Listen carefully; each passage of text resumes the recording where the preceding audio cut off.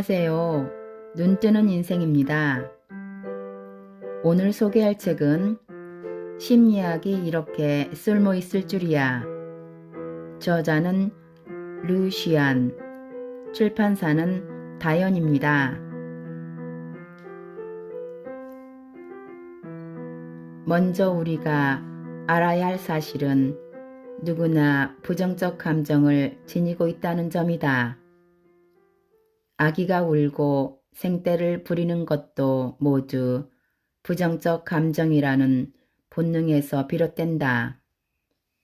부정적 감정은 나름의 쓸모가 있다. 우리에게 불리할 수 있는 일들에 대항해 이를 피해 나갈 수 있도록 우리를 움직이기 때문이다.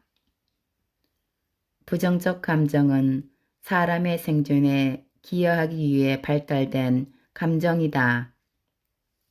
그러나 현대인의 삶에 의식주나 안전 문제 같은 원시적 위협은 이미 사라진 지 오래다. 더 이상 한밤중에 산에서 호랑이가 내려와 우리를 잡아먹을까봐 걱정하지 않아도 되고, 가뭄으로 곡식을 수확하지 못하면 온 가족이 굶어 죽을까봐 걱정할 필요도 없어졌다. 다만 사장님이 보내온 문자 메시지에 잠을 이루지 못하고 중요한 시험이나 회의가 우리의 숨통을 조인다. 우리의 몸은 거짓말을 하지 않는다. 긴장하면 몸도 긴장을 하고, 두려움을 느끼면 우리의 몸에도 두려움이 나타난다. 이러한 부정적 감정이 주는 느낌은 절박하고 절실하다. 그러나 우리가 이를 외면하고 이겨내려 하지 않는다면, 또는 부정적 감정의 원인을 찾으려 하지 않는다면, 대자연이 설계한 이 생존 메커니즘은 오히려 우리 자신을 망치는 독이 된다. 우리의 되뇌는 각기 다른 환경에 따라 자발적으로 신체의 변화를 해석해 감정 반응을 일으키도록 한다.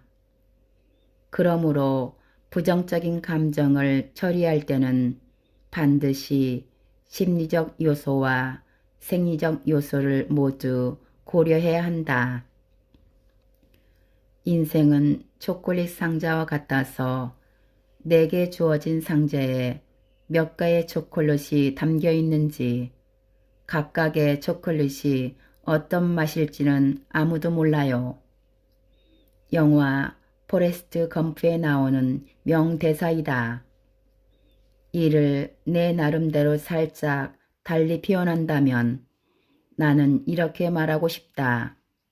인생은 두부와 같아서 맛이 있고 없고는 어느 재료를 더 하느냐에 달려있다. 갑자기 웬 두부냐 싶겠지만, 사실 우리의 뇌는 그 자체엔 딱히 이렇다 할 맛이 없는 두부와 매우 흡사하다.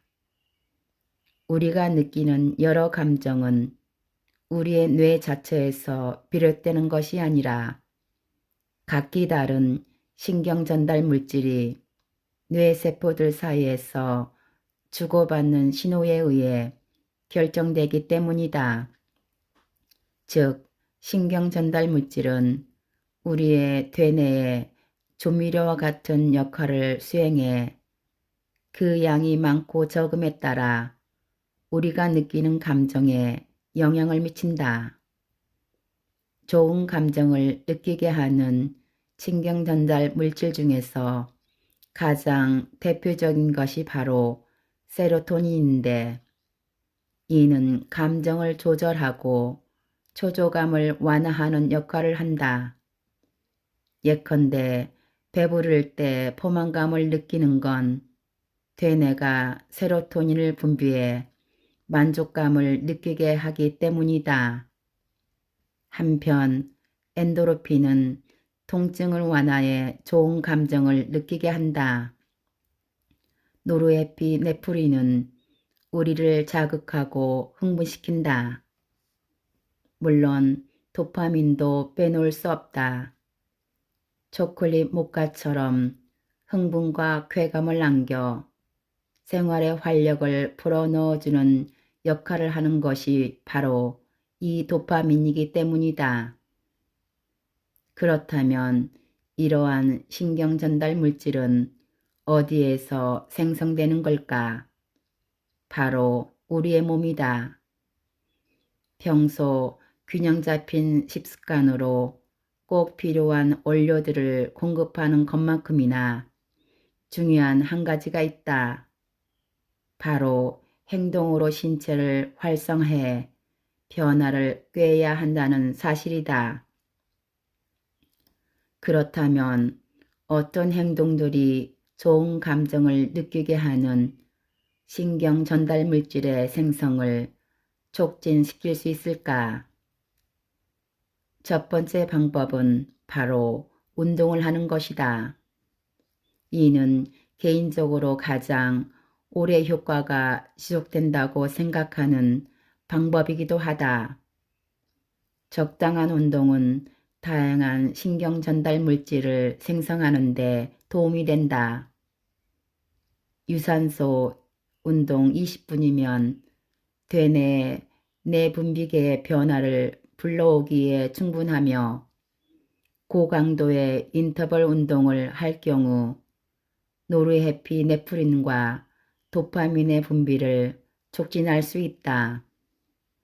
최신 연구에 따르면 운동 시 대뇌에서 뇌유래 신경 영양인자가 분비되어 스트레스로 인해 손상된 뇌세포를 회복시키는 것으로 나타났다. 그렇다면 얼마만큼 운동하는 것이 가장 효과적일까? 개인적인 건강 상태에 따라 달라질 수 있지만 기본적으로 심장 박동이 빨라지고 땀이 나도록 20분에서 30분 정도 운동을 해주면 좋다. 이보다 강도가 높은 고강도 인터벌 운동에 도전하거나 30분 이상 운동을 할 경우에는 상쾌한 느낌이 더 강렬해져 러너스 하이를 느낄 수도 있다. 두 번째 방법은 시간, 장소에 구애받지 않고 실천에 옮길 수 있는 자세 바꾸기다. 안 좋은 일이 생겨 긴장과 공황의 상태에 빠졌다면 먼저 허리를 펴고 바른 자세로 앉아라. 그런 다음 고개를 들고 깊이 호흡하며 마음을 가라앉힌다. 그 다음 자신을 불가사의라고 상상하며 기지개를 켜듯 사지와 몸통을 쭉 내리는 동시에 크게 하품을 하라. 이렇게 자세를 바꾸기 시작하면 단 2분 안에 혈액 속 테스토스테론의 함량이 상승해 더 큰 자제력과 자신감이 생긴다. 한편 하품을 하는 행동은 신기하게도 코티솔의 수치를 낮춰 스트레스를 감소시킨다. 이는 오랜 연구를 통해 증명된 현상으로 체화된 인지라고 부른다. 하버드 경영대학원의 교수 에이미 커티는 테드에서 인글을 끌었던 그녀의 강연 중 이렇게 조언했다. 속여라. 내가 그렇게 될 때까지. 자신이 드러내고자 하는 자신 있는 자세를 취하다 보면 조금씩 자신이 그리는 모습에 내가 되어갈 수 있다는 뜻이다. 그러니 오늘 잠에서 깨자마자 기운이 빠지는 느낌이 들었다면 기분 전환이 될 만한 옷을 골라 입은 다음 고개를 들고 되도록 큰 보폭으로 걸으며 활기찬 척 집을 나서보라. 그러면 그 속임수가 당신에게 기운을 불어넣어 줄 것이다. 세 번째 방법은 자연을 이용한 감정 조절 방법인 햇볕 쐐기이다. 햇빛은 우리의 체내에서 비타민 D 합성을 일으키는 동시에 세로토닌의 함량을 높여주니 이만하면 휴가를 보내야 할 정도 좋은 핑계 아닌가. 아이슬란드, 노르웨이, 알래스카 등 위도가 높은 지역에서는 겨울철이면 우울증 환자가 늘어난다. 그러나 여름이 되면 약을 복용하지 않고도 우울증이 호전되는 경우가 많다. 이는 겨울의 일조 시간이 짧아지기 때문에 특히 극지방에서는 겨울이면 거의 해를 볼 수 없는 데다 밖이 추워 집에 머무는 시간이 길다 보니 답답함과 함께 우울함을 느끼는 사람이 많아지는 것이다. 이러한 상태를 이끌어 계절성 정서장애, 약칭 SAD라고 한다. 가장 자연적인 방법은 아침에 일어났을 때 먼저 커튼을 열어 따스한 햇살이 실내로 충분히 들어올 수 있게 만드는 것이다. 집의 채광이 별로 좋지 않다면 기상 후 밖으로 나가 30분쯤 산책하는 것도 좋은 방법이다. 세로토닌은 아침에 많이 분비되는 편이기 때문에 아침 햇볕을 쬐면 그 효과가 배가 된다. 네 번째 방법은 냉수욕을 하는 것이다. 이 방법을 두고 여전히 논란이 많기는 하지만 개인적으로는 꽤 효과적이라고 생각한다. 찬물로 샤워를 하면 확실히 기분 전환 효과를 볼 수 있는데 그 이유로는 다음 몇 가지를 꼽을 수 있다. 먼저 찬물이 교감신경계를 자극해 엔도르핀을 분비해 촉진할 가능성이 있다. 그리고 피부 표면에 모세혈관이 수축하면서 뇌를 포함한 중심 부위에 더 많은 혈액을 주입하기 때문일 수도 있다. 말초신경의 자극이 신경 중추의 흥분 반응을 이끌어내기 때문이라는 설도 있다. 어쨌든 의학계에서는 냉수욕과 항우울 효과의 상관관계를 높이 평가하고 있다. 내가 자주 사용하는 방법을 소개하자면 적당한 온도의 물로 샤워를 시작해 수온을 서서히 낮춰 20도 정도의 온도에서 약 2분간 마무리를 해준다. 이 방법은 특히 여름에 효과가 좋은데 아침에 운동을 하고 찬물 샤워를 하면 단언컨대 블랙커피 한 잔보다 더 강력한 효과를 볼 수 있다. 다섯 번째 방법은 내가 가장 좋아하는 방법으로 음악을 듣는 것이다. 과학자들의 말에 따르면 음악을 들을 때 되뇌의 활동이 유독 활발해지는 것을 관찰할 수 있는데 되뇌의 거의 모든 부분이 활성화되면서 좌뇌와 우뇌를 동시에 사용하게 된다고 한다. 음악 듣기는 가장 빨리 기분을 전환할 수 있는 방법으로 혈압을 낮춰주고 기억력을 증진시키며 코티솔의 함량까지 낮춰준다. 다른 사람에게 방해를 받지 않는 조용한 장소를 찾아 조도를 낮춘 다음 이어폰을 끼고 한 곡을 처음부터 끝까지 들으면 된다.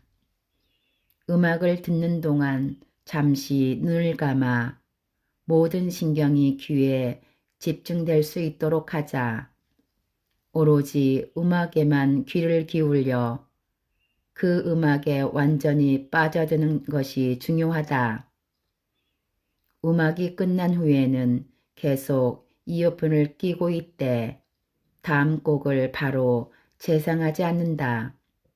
그저 가만히 앉아 잔잔한 호흡을 유지하며 음악이 끝난 후에 고요함을 음미하라.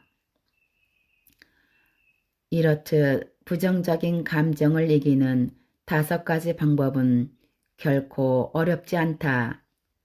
유일하게 어려운 점을 찾자면 이러한 행동들을 생활 습관으로 또 기본 건강 수칙으로 만드는 일이다. 마이크를 앰프에 가까이 가져갔을 때 순간적으로 찢어질 듯 날카로운 소리가 나는 것을 들어본 적이 있을 것이다. 이를 대울림이라고 하는데 이러한 되울림은 마음속의 불안감과 같다. 긴장감이 들 때 긴장하지 말자고 되뇌일수록 오히려 더 긴장이 되지 않던가. 거부할수록 거부할 수 없게 되고 억누르면 다시 되살아나 결국 우리 머릿속엔 부정적인 목소리만 끊임없이 맴돌며 그 감정을 통제할 수 없는 상황에 직면한다. 이럴 땐 되울림이 발생했을 때처럼 먼저 마이크를 치워야 한다. 마이크를 치우라는 말은 잠시 주의를 분산시키라는 뜻이다. 심호흡과 스트레칭을 하면서 10에서 1까지 거꾸로 숫자를 세어보라. 수를 셀 때마다 칠판에 숫자를 적었다 지운다고 상상하는 것이다. 또는 999 곱하기 168은 과 같이 암산을 해도 좋다. 단 이때 계산기를 사용해서는 안 된다. 되뇌가 셈을 하느라 바빠 걱정을 생각할 시간이 없게 만드는 게 목적이기 때문이다. 마이크를 치워 스트레스를 낮췄다면 부정적인 목소리를 바꿔야 한다. 생각해보라. 우리가 부정적 감정에 빠질 때마다 자신을 탓하는 목소리가 항상 우리 머릿속에 맴돌지 않던가. 이 바보, 넌 왜 이렇게 멍청하니? 입을 다물라고 말해도 마음의 소리는 좀처럼 포기하지 않고 더 강하게 우리를 몰아붙인다. 쓸모없는 녀석, 넌 실패자야. 그렇다면 이렇게 우리의 머릿속에 맴도는 부정적인 목소리의 주인공은 누구일까? 자세히 들여다보라. 어린 시절 들어봤던 누군가의 말투나 목소리와 비슷하지 않은가?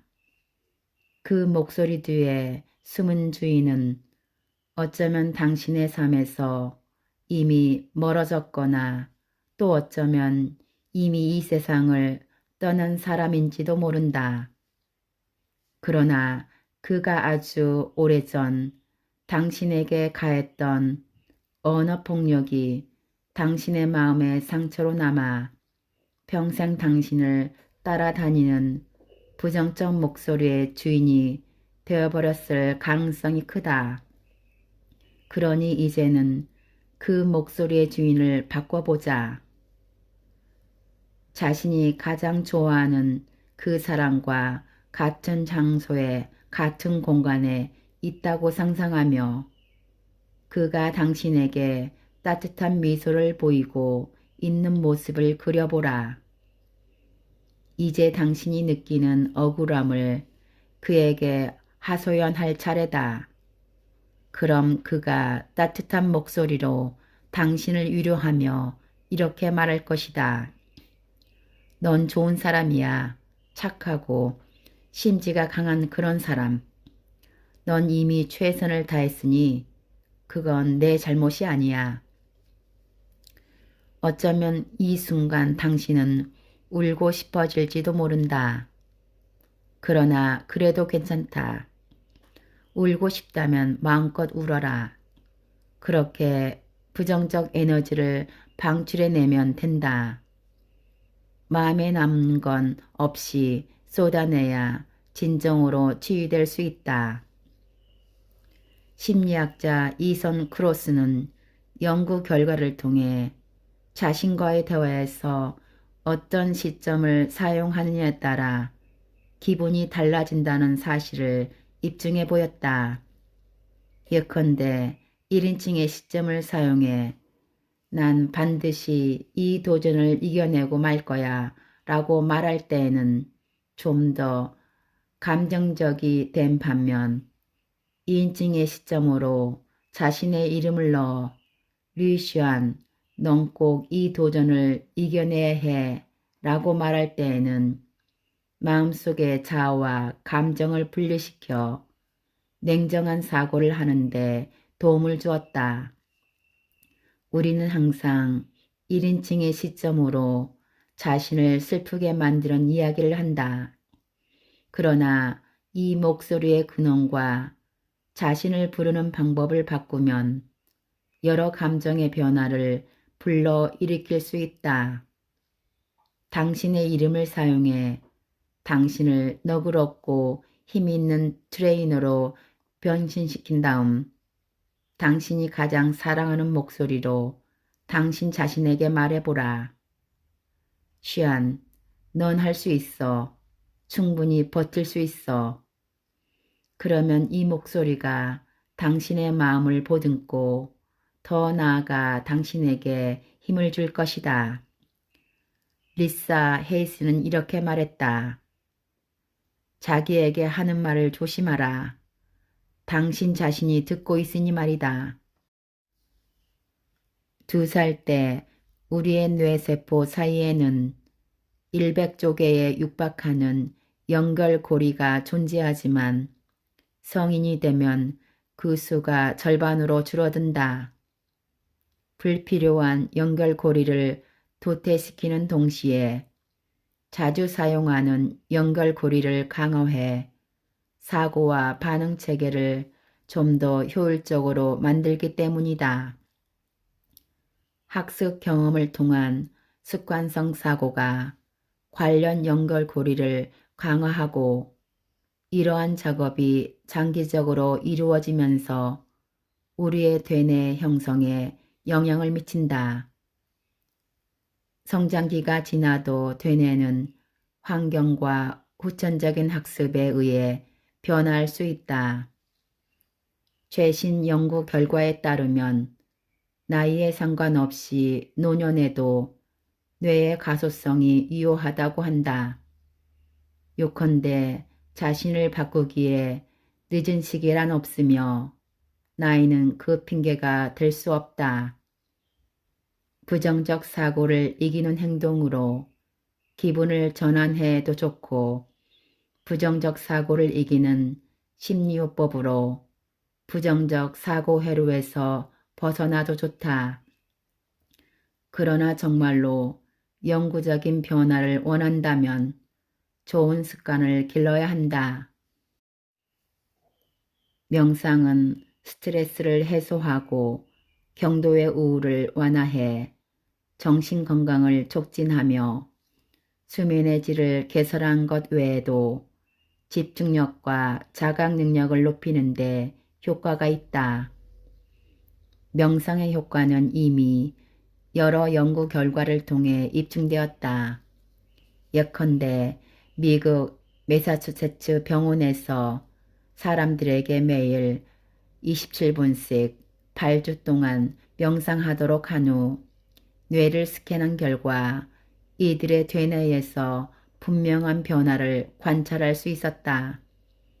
기억력에 중요한 역할을 하는 해마의 밀도가 증가하고 부정적 감정을 유발하는 편도체의 밀도가 감소한 것이다.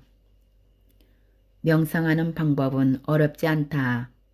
어려운 점이 있다면 매일 시간을 내서 꾸준히 연습해야 한다는 것이다. 내가 추천하는 또 다른 습관은 바로 감사 일기 쓰기다. 우리의 되뇌는 긍정적인 경험보다 부정적인 경험을 더 잘 기억하는 경향이 있다. 그런데 그날의 좋았던 일을 되짚어 보는 행동이 다시 한번 기억을 상기시키는 효과로 이어지고, 이러한 상황이 반복되면서 긍정적인 생각들의 연결고리가 단단해져 일상생활의 아름다움에 좀 더 주목하게 되면서 자연스레 기분이 좋아지는 것이다. 한 독자가 개인적으로 내게 이런 이야기를 했던 적이 있다. 감사 일기를 쓴 지 60여일이 되었을 때 아주 큰 충격을 받아 잠시 인생이 어둠의 나락으로 떨어진 것 같은 때가 있었다고 말이다. 그러나 그녀는 벌써 도전의 3분의 1을 완수했으니 적어도 100일은 채우자고 다짐했다고 한다. 그런데 일기 쓰기를 중단하지 않기 위해 매일 억지로 감사할 만한 일을 찾았더니 생각했던 것보다 훨씬 빨리 슬럼프에서 벗어날 수 있었다며 자신조차 믿기지 않았다고 특별히 내게 감사 편지를 보낸 것이다. 또 다른 네티즌은 자신의 신경의 변화를 이렇게 묘사했다. 사실 즐겁지 않은 일은 매일 있었지만 이를 바라보는 시각이 달라지더라고요. 알고 보니 그동안은 내가 나를 즐겁지 않게 만들고 있었던 거죠. 하지만 성실하게 자신과 마주하면서 자신의 감정은 스스로 책임져야 한다는 사실을 깨달았어요. 그런 의미에서 달라지길 원했고 또 그 마음을 꾸준히 실천으로 옮긴 저에게 감사해요. 이 얼마나 감동적인가.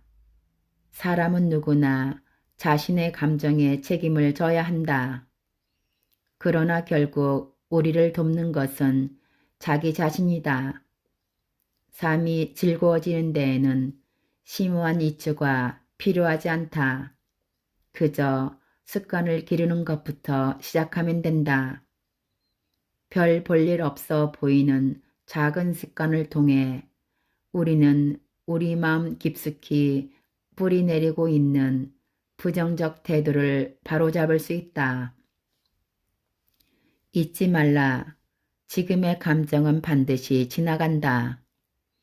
앞으로의 날들을 행복하게 만드는 일은 영원히 우리의 몫이다. 우리 자신의 몫이다. 부정적인 감정이 자신을 포위했다고 느껴질 때에는 먼저 심호흡을 하라. 그리고 스트레칭을 하거나 가벼운 산책을 하는 등 운동을 해라. 그러고 집에 돌아온 후에는 냉수욕 등 샤워를 하고 친한 친구에게 전화를 걸어라. 그런 다음 가장 보기 좋은 옷으로 갈아입고 친구를 만나 그와 함께 당신이 좋아하는 식당이나 커피숍에 가서 수다를 떨자. 이 세상에는 부정적인 감정을 극복하는 수만 가지의 방법이 존재한다. 지금 내가 언급한 방법은 가장 기본적인 정신건강 체조이니 이 방법을 잘 익혀 당신의 마음 공구함에 넣어두고 수시로 사용하라. 단언컨대 쓰면 쓸수록 효과가 좋아질 것이다. 마지막으로 이 사실을 기억하라. 당신의 생각은 당신의 되뇌를 바꿔놓을 수 있다. 지금까지 심리학이 이렇게 쓸모있을 줄이야에서 요약 발췌하여 읽어드렸습니다. 감사합니다.